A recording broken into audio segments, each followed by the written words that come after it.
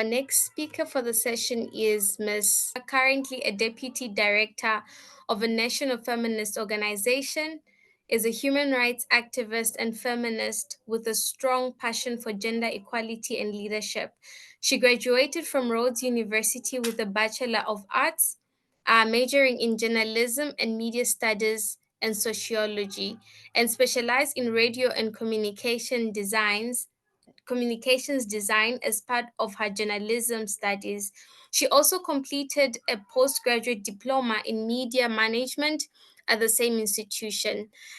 Is planning to pursue a master's in gender and development studies and a diploma in monitoring and evaluation in 2025. Although her early career focused on communications, writing, and graphic designs, she is now fully immersed in programming. Main goal is to contribute to the success of the women's movement in Zimbabwe, which is driven by her commitment to advancing gender equality and empowering women. Ladies and gentlemen, please help me welcome Mrs. Over to you, ma'am. Hi, thank you so much. Just to confirm, can you see my screen? I've already started screen sharing. Yes, we can.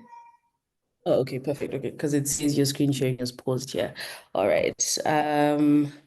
I'm just going to skip over the part with my name and stuff. I think we covered that in the introduction in the interest of time. So I'm just going to jump into the part where I say, so currently I am the Deputy Director at a national feminist organization that works to capacitate aspiring women leaders who want to take up leadership positions from local to national levels. And I think it's just important to note that the work we do is in underserved and underprivileged communities. And the work that I do is based on 4 pillars, which are capacity building, research, knowledge management, lobby and advocacy, and peace building and social cohesion. So how did I end up in this field? I actually got into civil society work by accident. It was not my area of interest when I was in school. So after studying journalism, I started taking German lessons because the plan was I go to Germany and then I do 1 year of OPE and learn the German language until I get to C1 level. And then after that, I do my master's in gender and development studies. But then COVID, I graduated in 2019, and then 2020, I started taking German. Then 2020, around March, COVID happened. And then during COVID, I started applying for jobs, and then I landed one.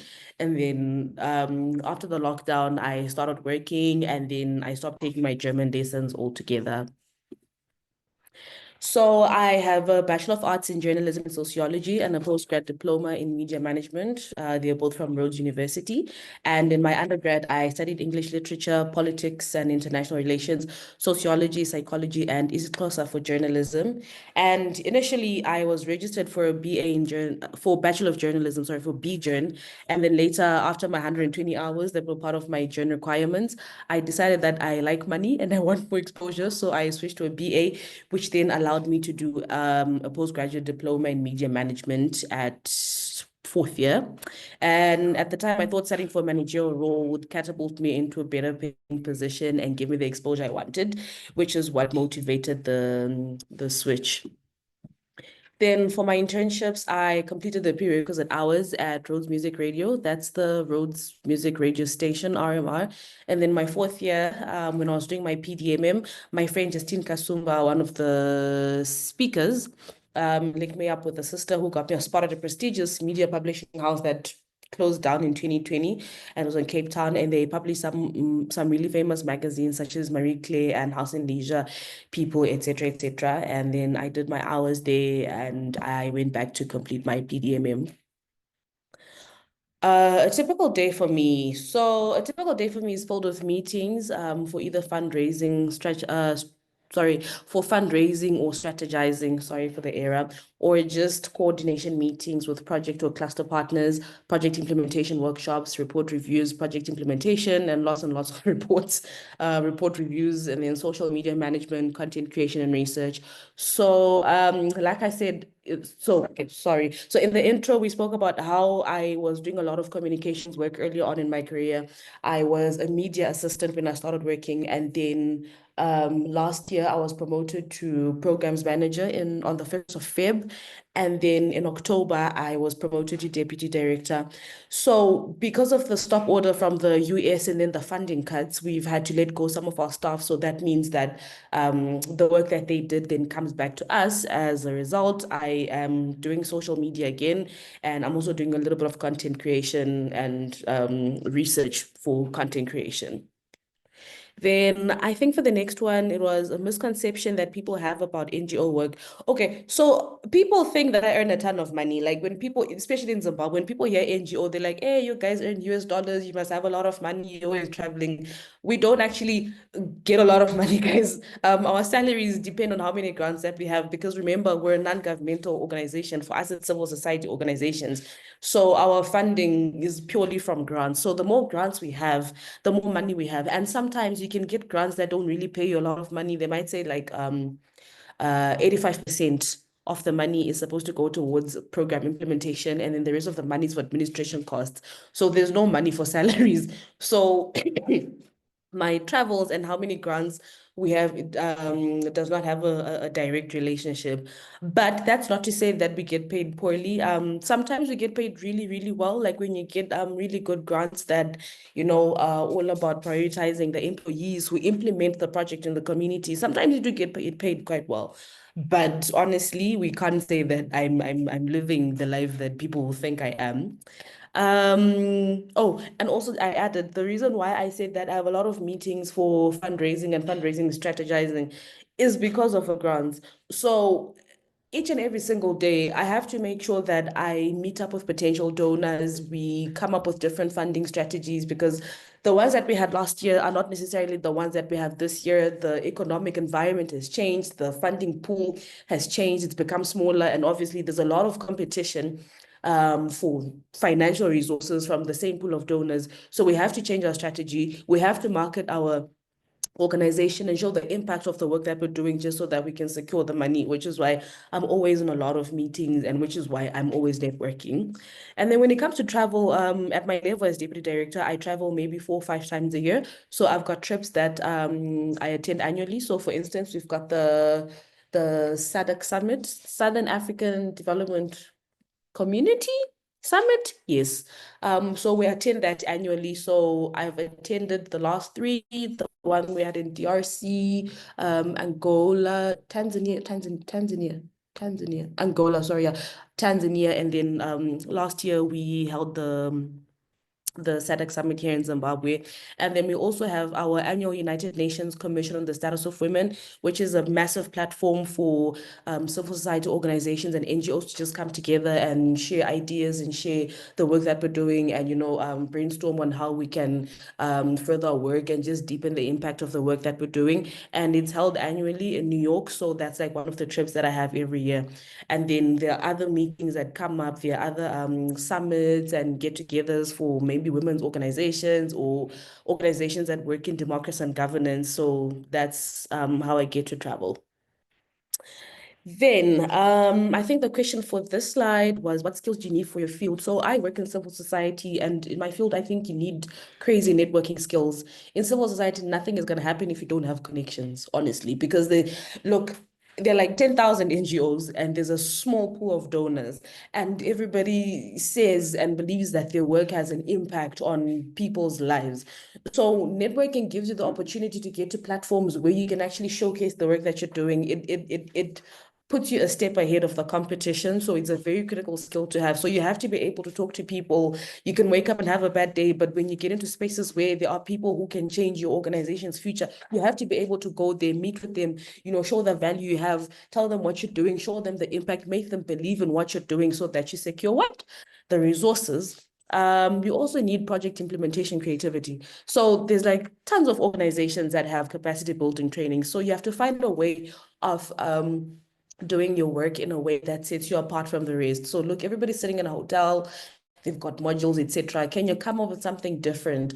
Can you maybe, I don't know, incorporate AI into what you're doing? Can you find a different way of approaching women from rural areas and capacitating them, etc., etc.? Then you also need public speaking skills. Look, we do a lot of speech giving and, like I said, networking. There's a lot of impromptu speeches. So it's important to be able to give an impromptu speech. Like, look, when you're put on the spot, you need to have something ready at hand. So for most people, they're like, oh, yeah, I'm an introvert. I don't think I'm going to be able to do this. Then you might just want to maybe like hone your skills in public speaking just so that, look, it's fine. You can be an introvert, but when it comes to work, you're able to deliver.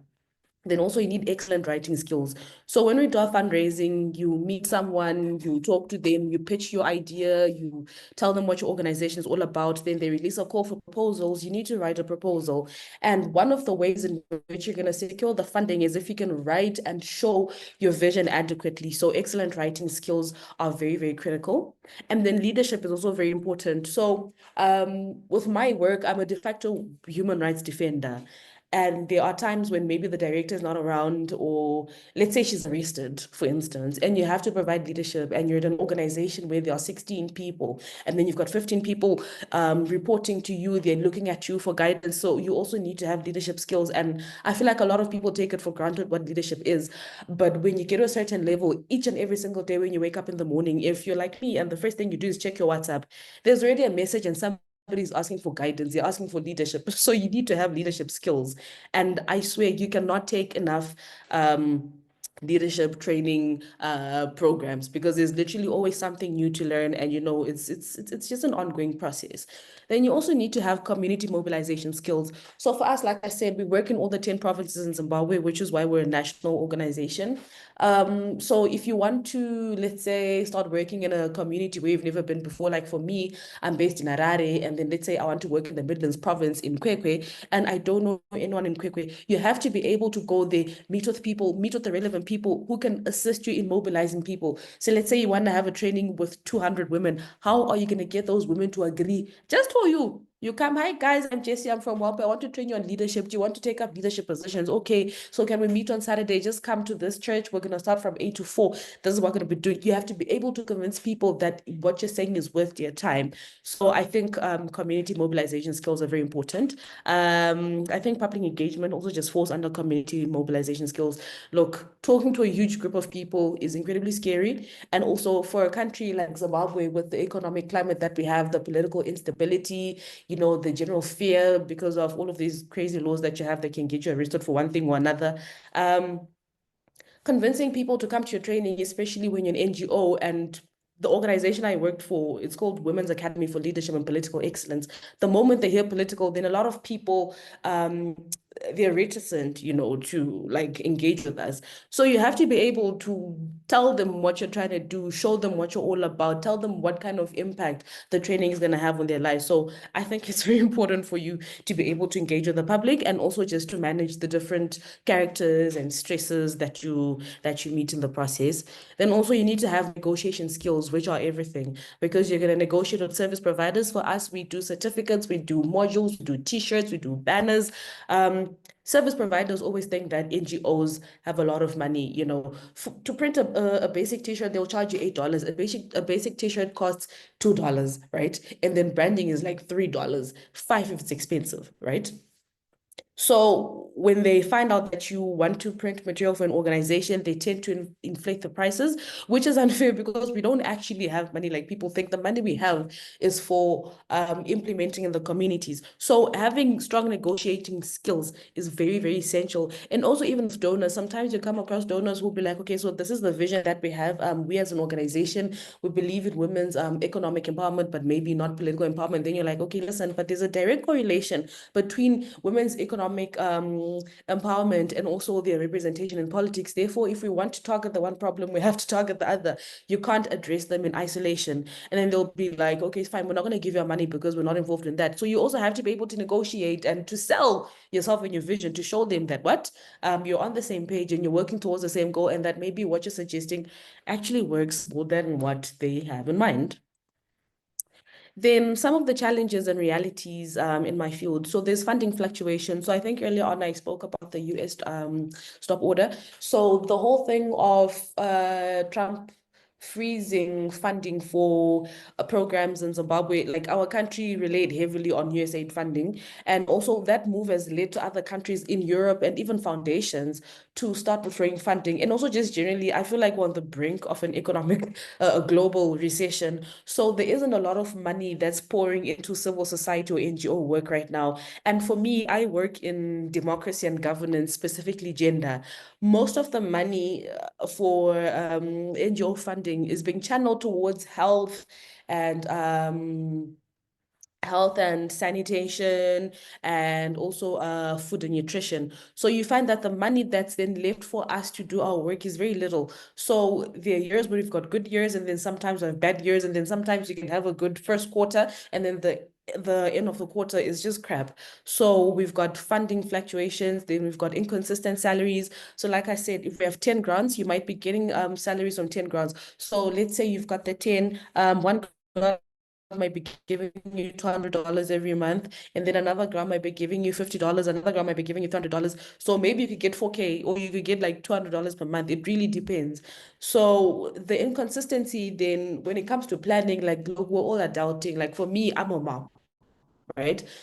um it becomes a bit of a problem when you're planning because you're not sure how much this year. I think I should have like 10,000 saved up, and then it's not going to happen because of the inconsistency. So that's a bit of a challenge. But honestly, I'm passionate about the work I do. I love it with all of my heart and my soul. So I really don't mind. And I've been in the sector for 4 years. So I've really just adjusted and I know how to do it. And also, please get a side hustle. Your salary can't cover everything. I guarantee you that. Then another challenge is that there's sexism in some of the spaces. So in the gender sector, there's mostly a lot of women, but my first job in civil society was with a media organization, and media CSOs tend to be dominated by men. The spaces are like, boys clubs. You don't find a lot of women in leadership positions. If you go to meetings, when you give a submission or a contribution, men don't really engage. They will probably just look at you and be like, "Ah, you're very pretty. Thank you for saying that." But then they don't engage with ideas that you have. They don't engage with the strategies that you propose, and it's very frustrating. So sexism still definitely exists. And then also there are no set working hours. And I mentioned that I'm a human rights defender. So for me, if a woman who is a political leader, or she's doing anything related to politics, or she's a survivor of gender-based violence, is in trouble and it's 3 a.m., I have to wake up and take action. I have to wake up, go to where she is, find out what the situation is, get a lawyer, inform her family, set up a dignity pack for her. So whatever time this happens, it is my job. It's in my job description to just wake up and make sure that I've provided the assistance that's needed. So sometimes it can be very stressful. In the introduction, I've been trying to get my master's degree, but then I haven't been able because there's just so much work to do. Last year, but one, we had our elections, and then last year I was pregnant, and then this year we had the PVO bill come in, and at my level there's just so much that I'm dealing with. And then in addition to all the crazy working hours and even this presentation, one of the organizers will tell you that I told her last night I just came from a meeting, I haven't even prepared my presentation. I literally just did this presentation like 2 hours ago. So there are no set working hours, and so the mental health work-life balance thing, it's in danger.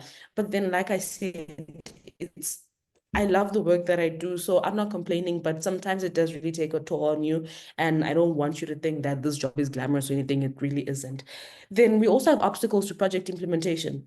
So it seems cool when we're traveling to all of these distant places in Zimbabwe, meeting with women from different communities, including men. We also have male engagement, um, just to not leave men out. But sometimes we face a lot of obstacles to project implementation. So like I said, some of you are Zimbabweans, for those who are not, we've got our political landscape is unstable at the moment. So you find that sometimes NGO work is politicized. So you might go to a community where people are like, yeah, we don't want you guys to come here. Okay. And they'll even stone your car or steal your stuff, or they'll just be like really, really hostile. So sometimes it makes it difficult.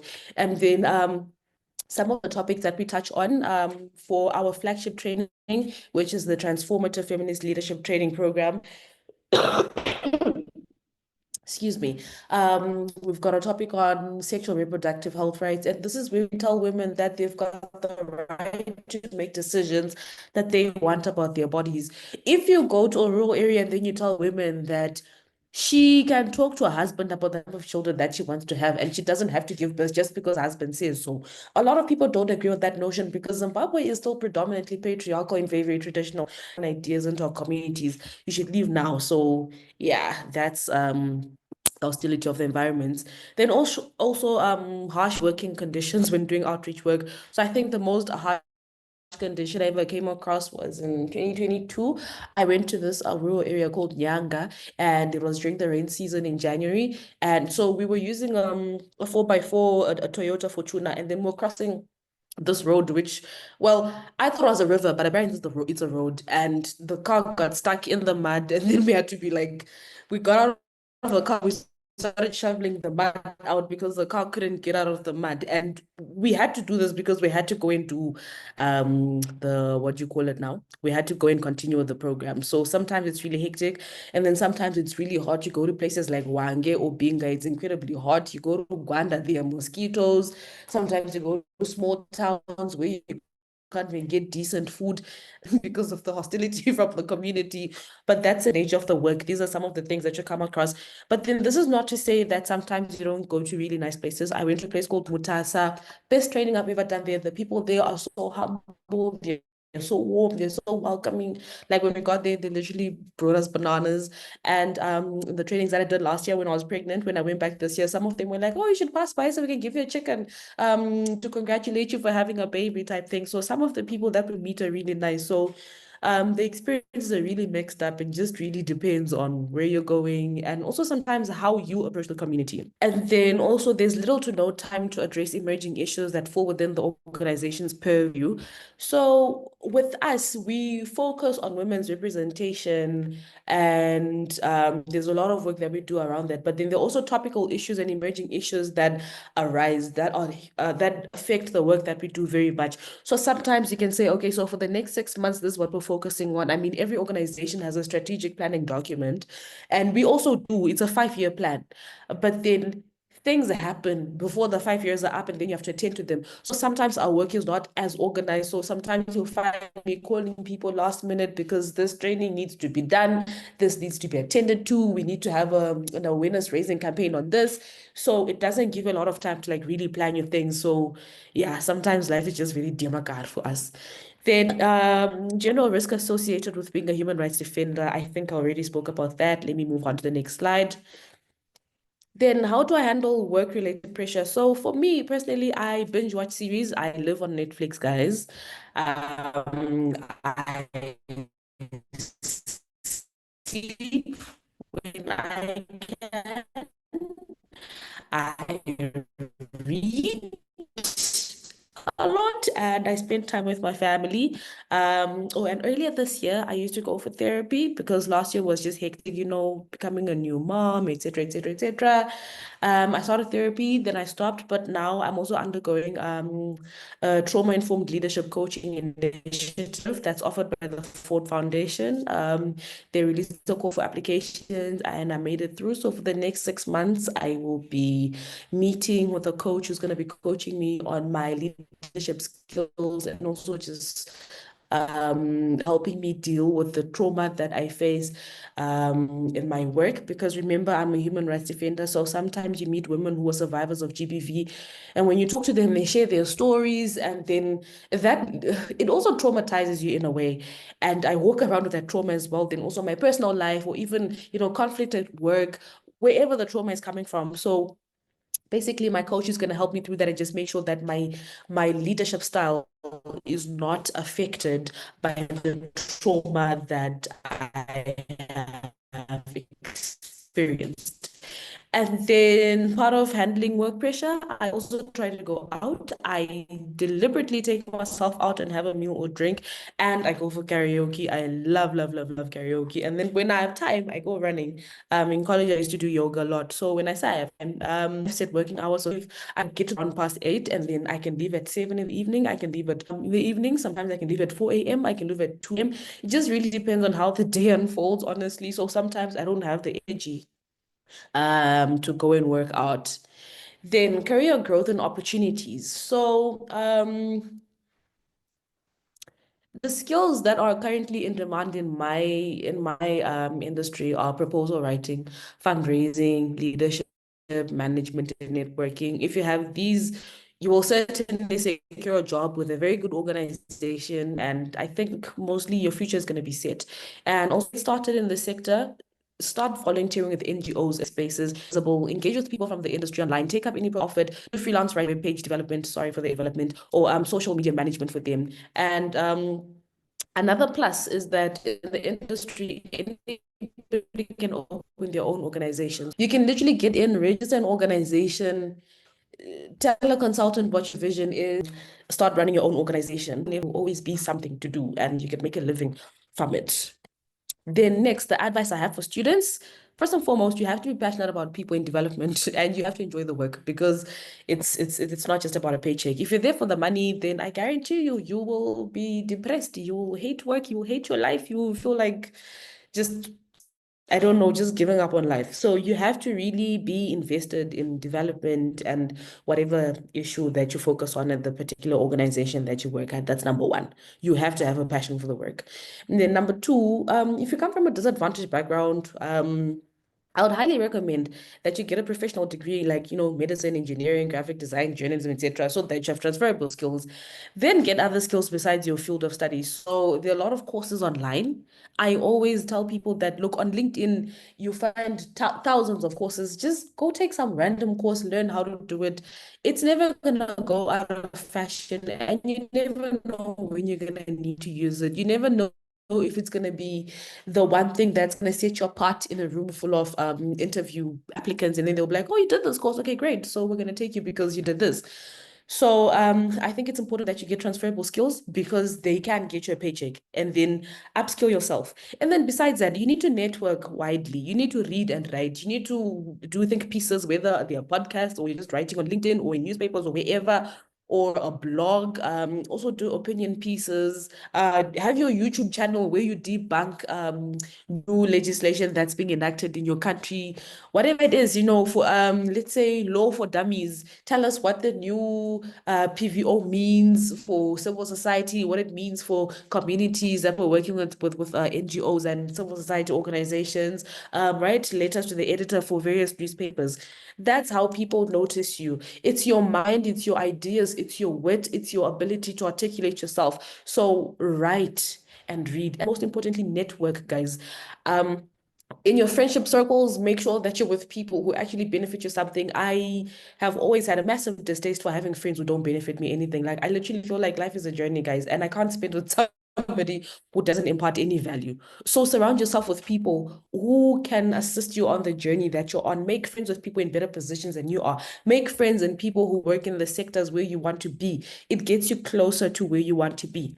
Then also keep in mind that LinkedIn is your oyster. So are X Spaces webinars, and the world is changing constantly, so be mindful of the college degree that you study, because as Black people, we've got black tax, guys, and if you want to be able to get a job, then you want to be able to get a job, then focus on your passion. So unless you have the option to study, I don't know, fine art or anthropology, I suggest what I said at the top, get transferable skills from a professional degree and then go for your passion. But let's just not make it sound like passion is all that you need, because guys, adulting is hard. There are bills to be paid, there's tax, especially guys, Zimbabwe has the most regressive taxation system in the world. Okay, it hurts. Like if you earn $1,000, it gets your bank as like 800 or something, or 700 and something. Then you've got the national contribution. Taxes are hard, okay? So I'm not gonna lie to you. Yes, have the passion, but also get a decent paycheck, because passion is not gonna pay the bills alone. And then also immerse yourself in current affairs and engage with people online. If you don't know how to network, at least be in the know. If you don't know how to approach people, you just get to where people are standing, listen to the conversation they're having. If you are well abreast of current affairs, then you can just give your own opinion based off of current affairs. It makes you sound smart. It makes you sound like you don't spend a lot of time watching funny videos on TikTok and learning nothing. So just you need to know current affairs. You have to be able to give an analysis, an authentic analysis. And then if it's not authentic, there's YouTube, guys. Just go watch something on YouTube, something that sounds smart. Make sure you understand it. And then when you go there, go and shine, guys, because there's nothing new under the sun. Go and shine. And then also broaden your skill base. I feel like I'm repeating myself. Broaden your skill base, and above all, have people at heart. Some days are terrible, but it's the love for the community that keeps most of us going. And then lastly, learn to sell your skills. With networking, show the value that you bring. Do not lead with your need. Do not be desperate, but show what you have to offer and how other people can benefit from having you on board or in their circle. And then that's basically how you network. And that's the end of my presentation. Thank you so much. Thank you so much, Miss JC. Thank you so much. That was so beautiful, insightful, and I really love how much passion you have for the work that you do. Like you could even feel it, like you can see it as you speak of it. We have two questions in the comment section. I'll just quickly read them and then you could respond to them. The first question is, what will be a great structure to write a proposal for sponsorship? And then the second one is, what inspired you to choose this career? Okay, so for the first question, what will be a great structure to write a proposal for sponsorship? It really depends what sponsorship you want. So maybe if you could elaborate, just give me more details, then I can point you in the right direction. While you do that, Spiwe, I'm gonna go to the next question. What inspired you to choose this career?